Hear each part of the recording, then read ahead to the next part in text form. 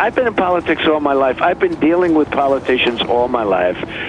And, you can rough up politicians and they'll come back to you because, when they want something, because they're always wanting something. And it's called cajoling. You have to get them in a room and you have to get people to sign things. I mean, I hate what Obama does with gun legislation, where he doesn't talk to anybody. He just goes out and signs, like last time, executive orders.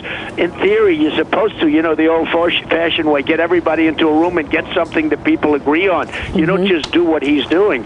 And I get along with politicians. I know how to get politicians. That's what I've done. So much of my business has been political, where I had to get approvals for massive developments, like on the west side of Manhattan, the largest job dollar-wise ever built in Manhattan. Yeah. So many of my jobs and so many of my deals have been, and not only in this country, all over the world. I deal with leaders all over the world. So I think I'll be very good with politicians. By the way, I've done politicians for a living. You've become a billionaire many times over in one of the toughest cities to deal with politicians. The corruption, the mob, every law, every regulation of every stripe, taxes. People don't like working in this city. You've worked with everybody from Lindsay to Beam to Koch to Dinkins to Giuliani to Bloomberg to de Blasio, and you figured out how to work with all of them and get richer in every administration. Well, it's nice that you say that, Joe, but very true. I got along with Lindsay. I got along with Beam. Nice. I got along great with David Dinkins. He was a very nice man. I got my big job approved with David Dinkins. Now, who would think, the big one on the west side, which is almost 6,000 units along the Hudson River. And everyone said, you'll never get that approved. You'll never be able to do it. I had tens of thousands of people protesting when I proposed the job because I was going to block everybody's views because it's a massive job. And everybody said, you'll never get it approved. In fact, I got the land inexpensively because they said it was impossible to get it zoned.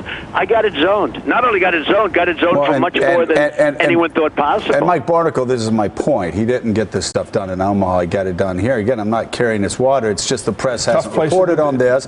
And this is the toughest place. And I'm surprised that here we are 6 months into this campaign and nobody's written this story. So Donald, instinctively, and you are a person of instinct, a candidate of instinct, what is your instinct about who right now on the Democratic side of the aisle, who would you be able to deal with to cut a deal, any kind of a deal? What's your instinct on that?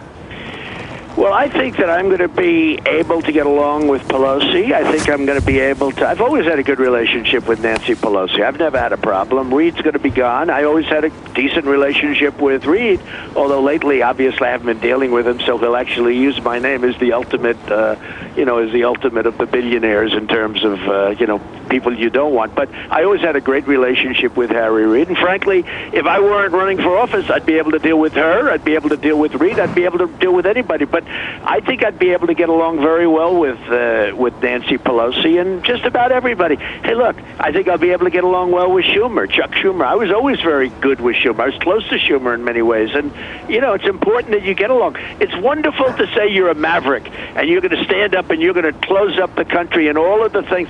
But you got to get somebody to go along with you. You have a lot of people. We have a system. But it can't work if you can get nobody to go along with you, and that's the problem that you have with Ted Cruz.